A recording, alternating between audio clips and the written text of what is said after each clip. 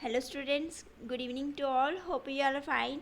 Students, जो आज PTU की तरफ से नोटिस आया था फाइनल डेट शीट का, बहुत सारे बच्चे कंफ्यूज हो रहे हैं कि मैम हमें कुछ समझ नहीं आ रहा है टाइमिंग का। तो स्टूडेंट्स, इसमें घबराने की कोई बात नहीं है। मैं आपको थोड़ा सा यहाँ पे इंट्रोडक्शन बता दूँगी, थोड़े मेन पॉइंट्स बता दूँगी, और आपको ये नहीं माइंड में रखना कि हमारा पेपर जो है संडे को है, सैटरडे को है, हमारा ये टाइमिंग पे है, ये टाइमिंग पे है। वो मैं आपको थोड़ा सा क्लियर कर देती हूँ। तो स्टूडेंट्स, फर्स्ट ऑफ ऑल जैसे बीटेक आर्किटेक्ट के कोर्सेज हैं, उनका मॉर्निंग एंड इवनिंग सेशन जो है टाइमिंग अलग अलग है। स्टूडेंट्स, यहाँ पे जैसे स्टार देख रहे हो आप, स्टार लगा हुआ, स्टार के आगे लगा हुआ है 9:30 टू 12:30 PM, है ना। उसके बाद 2 स्टार लगे हैं, उसके बाद 3 स्टार लगे हैं। तो मतलब कि अगर आपके यहाँ पे जितना टाइमिंग है ना, जैसे कुछ एग्ज़ाम यहाँ पे 3 स्टार लग के लिखा है कि उसका टाइमिंग जो है 3 स्टार्स वाले एग्ज़ाम का, वो 9:30 से लेके 3:30 बजे तक है।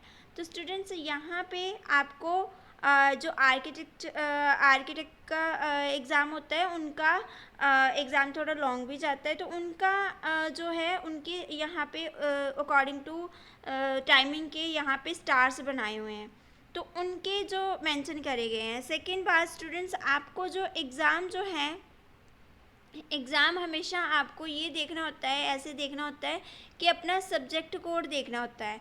सब्जेक्ट कोड जो है वो अपना मैच करेंगे, तो वहाँ से आपको सब्जेक्ट कोड से बिल्कुल क्लियर हो जाएगा कि आपका एग्ज़ाम जो है कब है।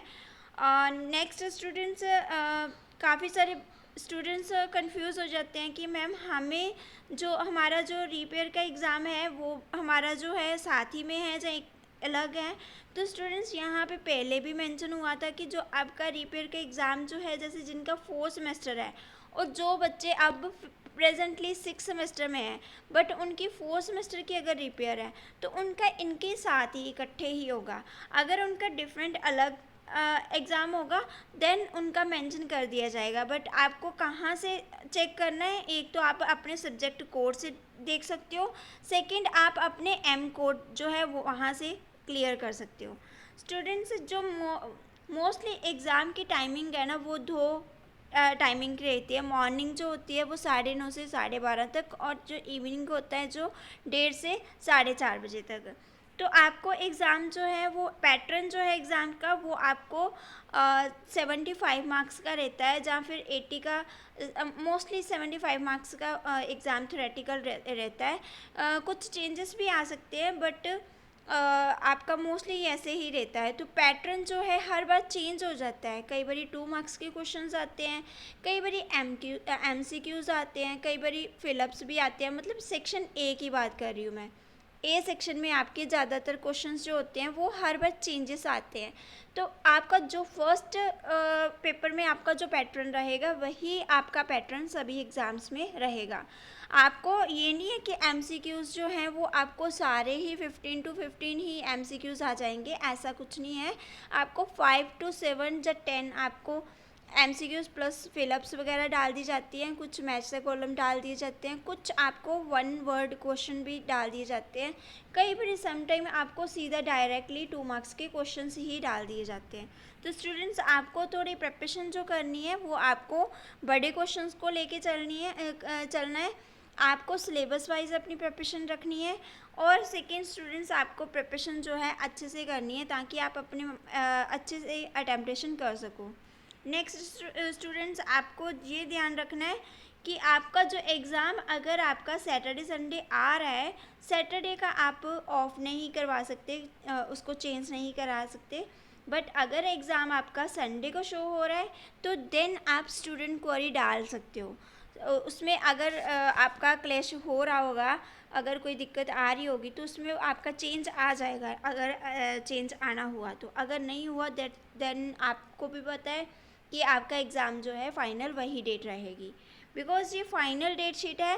ओवरऑल जितने भी क्लैशेस थे वो उन्होंने बहुत ही इम्प्रूवमेंट करके अपना यहाँ पे अपडेट कर दी गई है आपको डेट शीट।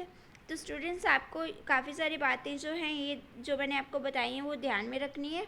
और फिर भी अगर आपको लगता है कि आपको कोई कन्फ्यूज़न रह जाती है, तो आप कमेंट्स में मेंशन कर देना। स्टूडेंट्स, आई होप आपको ये बातें क्लियर हो गई होंगी। और फिर भी मतलब कि आपको कोई क्वेरी है रिगार्डिंग एग्ज़ाम क्लैश के, वो आप स्टूडेंट क्वेरी पे ही डालना। अगर आपको कोई डाउट है तो आप कमेंट कर देना, मेंशन कर देना कमेंट्स में। एंड अगर आपको लगता है कि आपको मतलब कि डेट शीट जो है आपके डाउनलोड नहीं हो पा रही है या कुछ भी, तो मुझे ईमेल आईडी जो है वो अपनी मेंशन कर देना, मैं वहाँ पे आपको सेंड कर दूँगी। ओके स्टूडेंट्स, होप आपको मैंने जितनी हो सके इंफॉर्मेशन दे दी है। क्वेश्चन पैटर्न आपका ABC रहता है सेक्शन।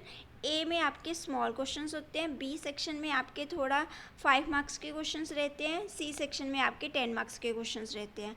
कई बारी आपको 10 मार्क्स के 2 क्वेश्चंस करने होते हैं, कई बारी आपको 3 क्वेश्चंस करने होते हैं। और 5 मार्क्स के भी ऐसे होता है कि अगर 5 क्वेश्चंस डाल दिए जाते हैं तो उसमें 4 करने होते हैं।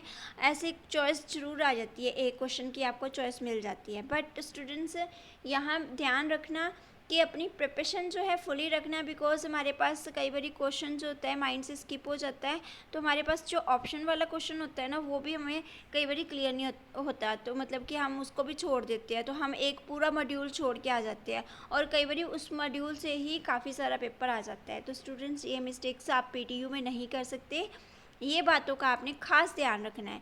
अपनी प्रिपरेशन के लिए पुराने क्वेश्चन पेपर्स जो हैं वो डाउनलोड कीजिए और वो अपने या फिर अपने लाइब्रेरी से, अपने सीनियर से, कहीं से भी लेके उनको ज़रूर आप रीड आउट करिए। वहाँ से आपका 70 to 80% पेपर आता ही आता है। जो पुराने पेपर क्वेश्चन पेपर जो ऑफलाइन के हैं वो वाले, ठीक है स्टूडेंट्स।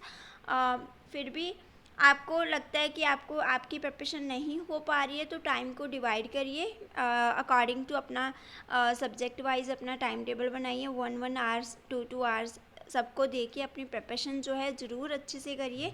सिलेबस को हमेशा आप सिलेबस को ही पकड़िए, अपनी बुक्स को रेफ़र मत करो। पहले आप सिलेबस को पकड़ो और सिलेबस वाइज देखो कि आपको सिलेबस में क्या मेंशन हुआ है, उसको आप रीड आउट करने की कोशिश करो और उसको आप क्लियर करने की कोशिश करो।